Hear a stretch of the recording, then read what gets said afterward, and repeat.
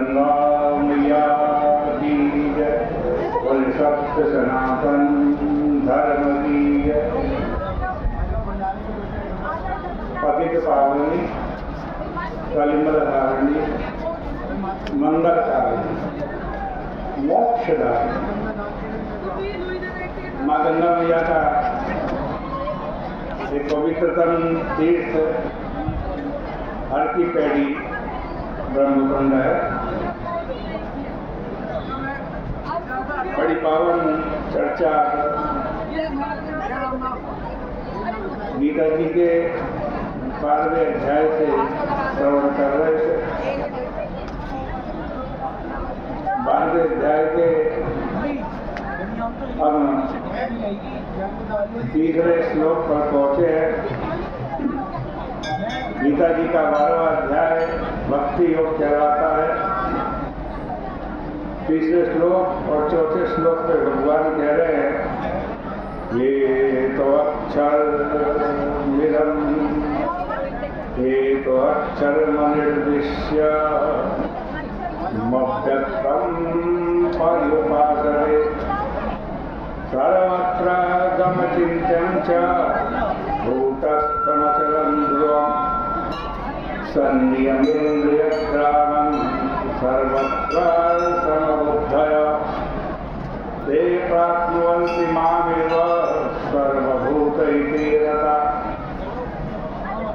अब यहाँ पर प्रश्न ये उठा है कि निर्गुण उपासना और सगुण उपासना, इनमें क्या अंतर है? उपासना तो उपासना है, फिर वह निर्गुण की हो या सगुण की। यहाँ पर ये बात स्मरण कर लेनी चाहिए कि तत्वमसि आदि महावाक्यों से होने वाला ज्ञान तथा भक्ति की तुलना यहाँ नहीं की जा रही। जो लोग निर्गुण या सगुण परमात्मा के स्वरूप में विश्वास करके उस रूप की भावना और उपासना करते हैं,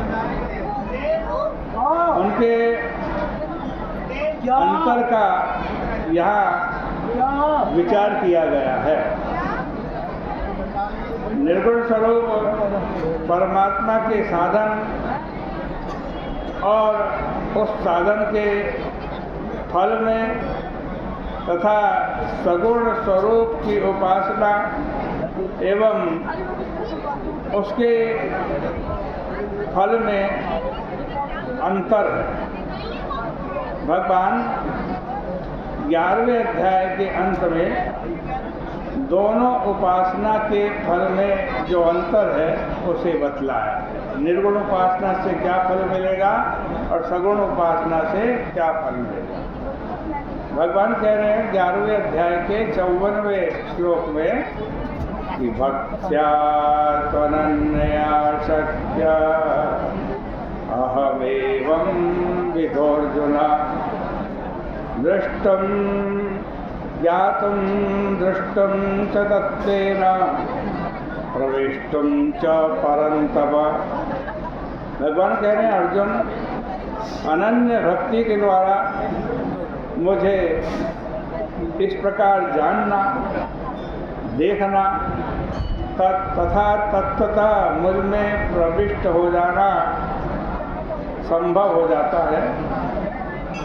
निर्गुण उपासना से ज्ञान तथा तत्वतः प्रवेश होगा, किंतु निर्गुण की करो उपासना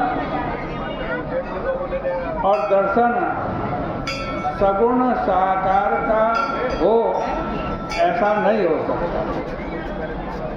अनन्य भक्ति से सगुण साकार का दर्शन भी होता है और ज्ञान तथा प्रवेश तो होता ही। यहाँ श्लोक में एक साथ ज्ञातुम दृष्टुम दोनों चीज है। इसलिए ज्ञातुम का अर्थ है बुद्धि से भगवान को जानना, और दृष्टुम का अर्थ है कि मन इंद्रियों से भगवान के सगुण साकार रूप को प्रत्यक्ष करना, और प्रविष्टुम का अर्थ है आत्म रूप से अभिन्न हो जाना। इन दोनों उपासनाओं के फल में अंतर है। देखो, एक मनुष्य बंबई से दिल्ली पैदल चल करके जाता है, और दूसरा व्यक्ति बंबई से दिल्ली वायुयान पर बैठ करके जाता है। दोनों को मिलेगी तो दिल्ली ही, चाहे पैदल जाने वाला हो और चाहे हवाई जहाज पर बैठ करके जाने वाला। किंतु पैदल चलकर जाने वाले को परिश्रम तो पड़ता ही है। शास्त्रों ने इस संसार को सागर कहा, और इस भव सागर में जीव डूब रहा है। महात्मा कहते हैं, यदि तुम्हें तैरना सीखना हो तो जल के शिक्षक के पास चले जाओ, वो तुम्हें तैरना सिखाएगा, फिर संसार सागर को तुम पार कर लेना। और यदि तुम तैरना जानते हो तो तैर करके पार करो, और यदि तैरना आता ना हो और सीखने की शक्ति या साहस ना हो तो फिर क्या करो? फिर नाव में बैठ जाओ, नौका। ऐसा नहीं करोगे तो डूब जाने का भय। ये संसार सागर है, जीव इसमें पड़ा हुआ है। इसे पार करके उसे परमात्मा के समीप में जाना है।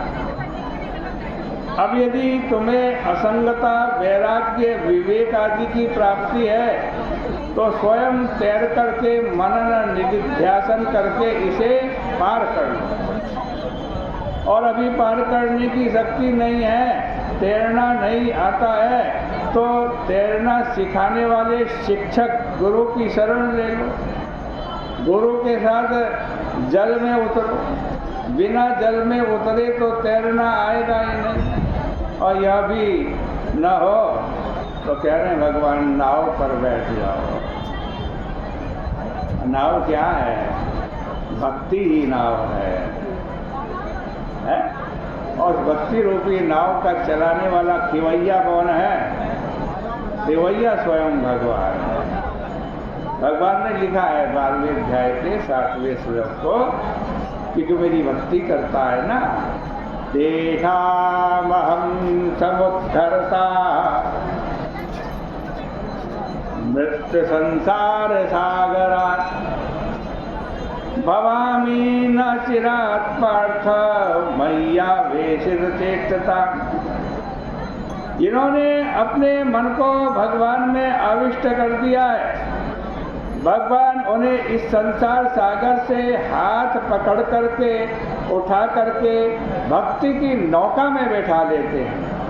और समुद्धरता का अर्थ ही यह है कि वे प्रभु स्वयं भक्त का उद्धार करते हैं। अब नौका पर आनंद से बैठे रहो, अपने सामने बैठे हुए उस सौंदर्य माधुर्य धाम को देखते रहो, और तुम्हें वह संसार सागर से पार उतार देगा।